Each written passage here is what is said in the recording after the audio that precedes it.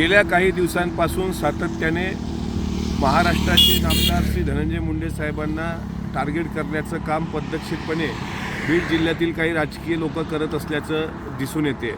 अमोल दुबे प्रकरणात जे तोंडघशी पडलेत ते सुरेश धस आज महायुतीचे आमदार आहेत, मात्र आपल्याला मंत्रिपद मिळालं नाही आणि दोघाही बहीण भावांना मंत्रिपद मिळालं। पंकजाताई आणि धनंजय मुंडे साहेब एकत्र आल्याचा पोटशूट त्याच्या पोटात उठताना दिसतोय। आमचं म्हणणं आहे स्पष्टपणे, मस्साजोग प्रकरणामध्ये सरपंच संतोषराव देशमुख यांची ज्या क्रूर पद्धतीने हत्या केली गेली ती निंदनीय आहे, त्याचं कोणी समर्थन करू शकत नाही। जो कोणी दोषी असेल त्याला कडक शिक्षा झाली पाहिजे, त्याला फासावर दिलं गेलं पाहिजे। या भूमिकेचं सुरुवातपासून आम्ही स्वागत करतो आहोत आणि तीच भूमिका आदरणीय मुंडे साहेबांनी मांडली। मात्र या माध्यमातून जाणीवपूर्वक त्यांना टार्गेट करून मला मंत्रिमंडळात स्थान भेटलं नाही या आसूयेपोटी सुरेश धस जे राजकारण करतायत ते मला असं वाटतं कुठंतरी थांबलं पाहिजे। त्याच्यासारख्या मोठ्या नेत्याला हे शोभत नाही।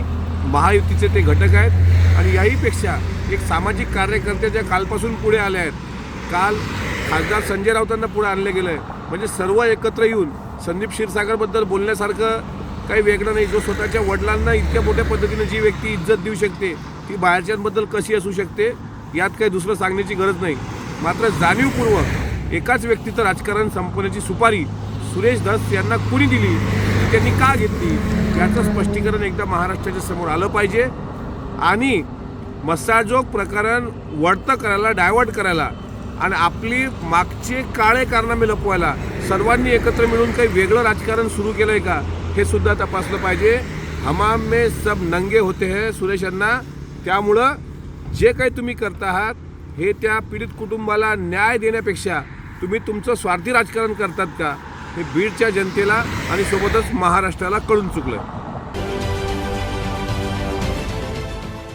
देश विदेशातील प्रत्येक घडामोडींचे लाईव्ह अपडेट मिळवण्यासाठी आता साम टीव्हीच्या सर्व सोशल मीडिया प्लॅटफॉर्मला लाईक, फॉलो आणि सबस्क्राईब करा।